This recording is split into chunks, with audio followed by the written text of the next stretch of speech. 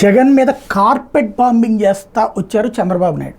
పవన్ కళ్యాణ్ ఒకవైపు, లోకేష్ మరొక వైపు, బాలయ్య మరొక వైపు, షర్మిలా సునీతలు ఇంకొక వైపు, ప్రభుత్వ ఉద్యోగ సంఘాలతో ఒకవైపు, భారతీయ జనతా పార్టీ రాష్ట్ర నాయకులు ఎవరైతే తెలుగుదేశంకి అనుకూలంగా ఉంటారో వాళ్ళు, అట్లాగే చివరిలో నరేంద్ర మోడీ, అమిత్ షా, అలాగే మీడియా, ఇవన్నిటి తర్వాతన ఇప్పుడు లాస్ట్ స్ట్రోక్ ఏంటి అంటే చిరంజీవిని రంగంలోకి దించబోతున్నారా?